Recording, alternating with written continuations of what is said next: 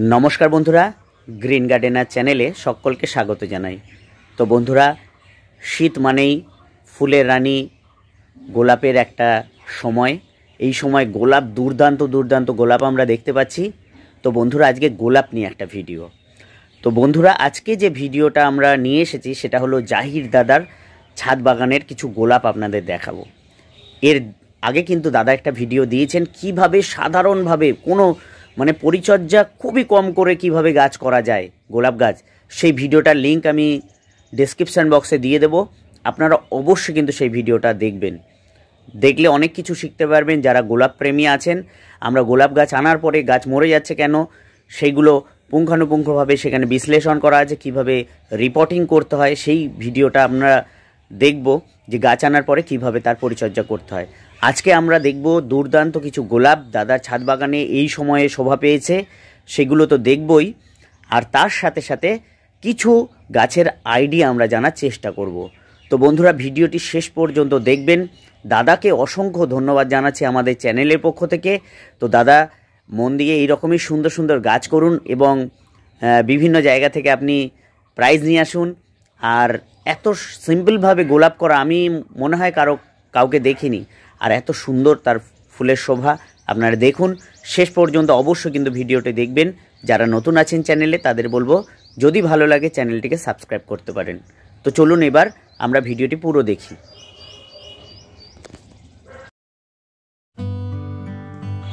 নমস্কার বন্ধুরা, আমি বেলডাঙ্গা মুর্শিদাবাদ থেকে জাহির।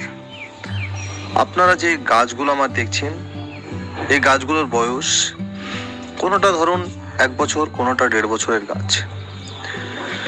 এই গাছগুলো আমার কলকাতা রাজারহাট শেখরপুর থেকে নিয়ে আসা। ওখানে গাছের যে একটা ভ্যারাইটি হয় না, সেই ভ্যারাইটি হিসাবে ওখানে গাছগুলো পাওয়া যায়। আর আমাদের লোকাল নার্সারিতে সেরকমভাবে পাওয়া যায় না, তাই আমি কলকাতা থেকেই গাছগুলো নিয়ে আসি। আর ওখান থেকেই আমার এই গাছগুলো নিয়ে আসা। এক একটা গাছের এক এক মতো বয়স আছে।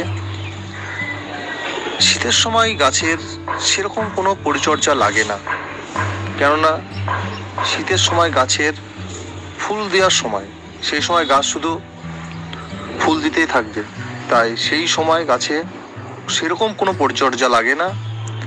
নর্মাল পরিচর্যা করলেই গাছে বেশি বেশি করে ফুল পাওয়া যায়।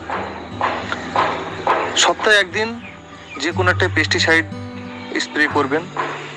সে আপনি কাকা হতে পারে, কনফিডার হতে পারে, স্প্রে করবেন। আর গাছে ফুল থাকা অবস্থায় কোনো খাবার দিবেন না। যখন গাছে ফুল শেষ হয়ে যাবে, ফুলগুলো নষ্ট হয়ে যাওয়ার পর, যখন গাছ ফুলগুলো শুকিয়ে যাওয়ার পর, যখন ফুল কেটে দেওয়ার পর আবার নতুন করে তখন খাবার গাছে দেবেন। শীতের সময় আপনি সরিষার খোল সঙ্গে কিছুটা ডিএপি একসঙ্গে জলে ভিজিয়ে 4 দিন ভিজাবেন। 4 দিন ভিজানোর পর গাছের গোড়ায় 1 দিন দেন। যে কোনো একটা মাইক্রোনিউট্রিয়েন্ট স্প্রে করুন। এরকম ভাবেই করুন, বেশি কিছু পরিচর্যা লাগবে না, কেননা শীতের সময় পরিচর্যা বেশি লাগে না। এই সময় অটোমেটিকলি গাছে ফুল দেয়, কেননা গোলাপ হচ্ছে শীতের ফুল, সে ফুল দিতেই ব্যস্ত থাকবে এখন। তাই আপনি পরিচর্যা করলেও ফুল পাবেন, না করলেও ফুল পাবেন।